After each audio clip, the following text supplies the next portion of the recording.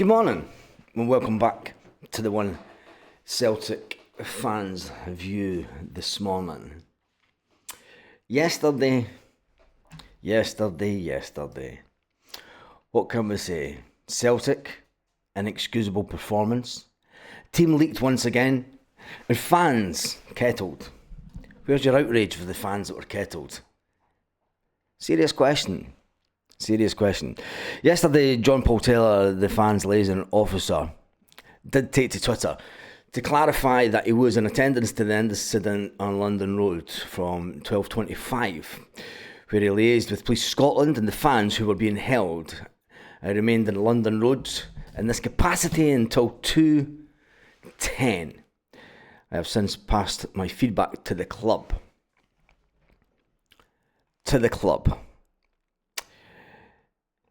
I wonder what Celtic will say about the seats that were damaged, or if they'll say anything whatsoever. Or if the fans will have anything to say about it, or if the fans will have anything to say about the Billy Boys that was sung for the best part of the game. Interesting, some of the fans' comments from yesterday. 3 meat wagons were behind me at 9:30 this morning when I was going to London Road towards the ground. They pulled up in front of the Celtic club. It was a premeditated attack on a certain group of supporters.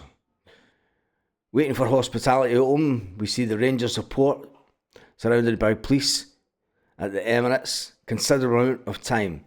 The Green Brigade refused the right to even walk to the stadium. Yet they go in with face covered and pyro into Celtic Park. Police were completely over the top, intimidating. Kettle, vans everywhere, horses, barricades. Never seen so many police complete overkill.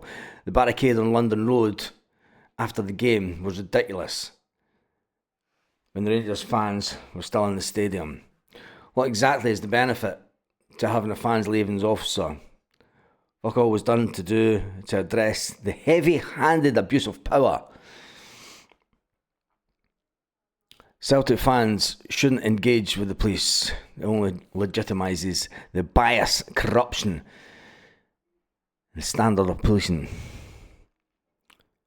And then the next one was, what was your feedback? It was a disgrace what happened today. Where's the outrage online on this YouTube channel? Serious question. Today's St. Patrick's Day. Today is St. Patrick's Day, and we'll be having lots of celebrations here, and the pubs will be full. And I'll be going out. And we're going to have a fantastic day today again. The fact is, this was an interesting comment that I thought I would put up. Frank hits the nail on the head. Now that the time is settled, here's his take on the game today. First, the board had anything to do with the Green Brigade being denied into today's game, which there would have been. Every board member needs removed immediately. Love or hate them, the treatment was ridiculous today, and we suffer without their support. The Rangers can sort their form out against other teams in the league. We're in trouble next season. This by far is the biggest issue. They've scored 9 in the past 3 games against us. They have a system that works against us. Worryingly, Rodgers doesn't appear to see what everyone else sees.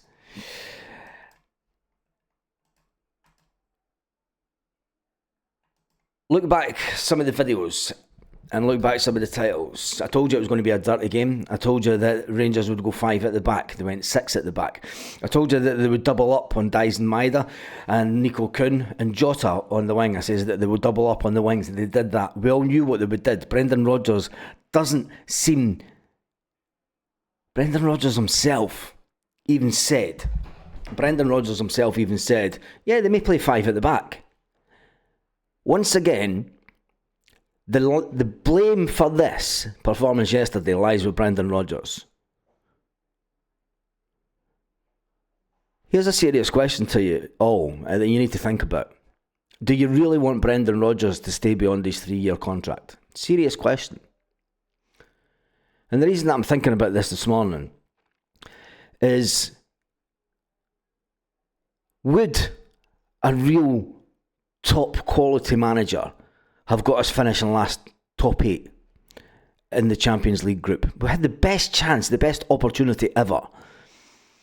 The board and Brendan Rodgers need to ask the questions. Why wasn't a striker brought in? And don't give me this pish about fucking it's okay, we've got Dyson. We sold our best striker for £10 million and didn't bring anyone in. We're short in midfield. I have been saying for months we are 2 or 3 injuries away from a crisis at Celtic. We've got 2 defenders out injured. We had 1 defender out injured, 1 defender whose wife went into labour yesterday, and you've got 2 midfielders that are out. For everybody saying that, we miss Callum McGregor. These are the same people that have said that Callum McGregor is completely shite and shouldn't be starting the game, he should be dropped. Well, he didn't play yesterday, and look how bad we play.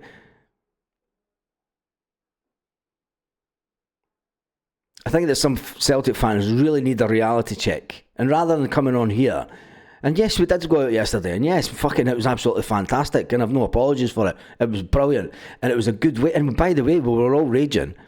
And Celtic fans have always got, of all my years going to football, Celtic has always brought the right kind of people together. It has always brought the right kind of people together. Yesterday, I completely bumped into, I forgot your name, a girl who goes on the John Thompson bus from Cardenden. Fantastic bus. Absolutely fantastic bus. A bus that I say is on the right side. It's on the right side. The good guys, as I call them. And then a big shout out to Spike and the rest of the Coatbridge guys. Your hospitality yesterday after the game was absolutely second to none, so thank you. Big shout out to all the Coatbridge guys that I met after the game yesterday. Like I said, your hospitality was second to none after the game, and I hope you enjoyed the rest of your night after I left. It was what a day it was. What a day it was. And yes, we just went out and enjoyed ourselves because, do you know what? We're still 13 points ahead. We could still win the league after the split.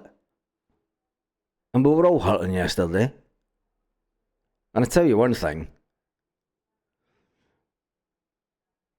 I'd rather be with that lot than some of the people that comment on here. But anyway, the title party is delayed. Celtic fans were kept out in their numbers yesterday for no apparent reason. Seats were damaged at Celtic Park. Will Celtic put out any kind of statement? John Paul Taylor has said that, you know what? Yeah. Doesn't really matter, does it? It's just the Green Brigade. It's just the Green Brigade.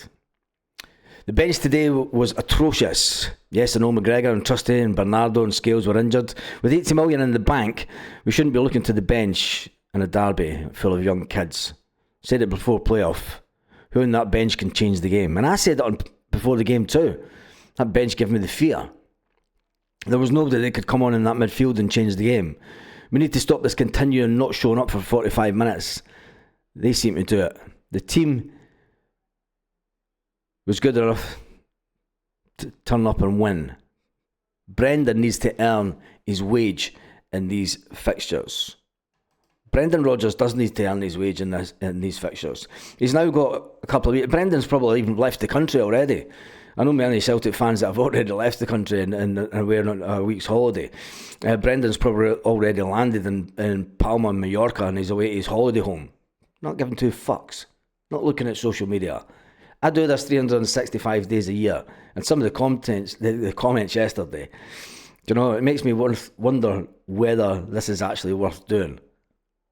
If I was at the game yesterday, I would have been in beside these guys, and I wouldn't have got into the game. Anyway,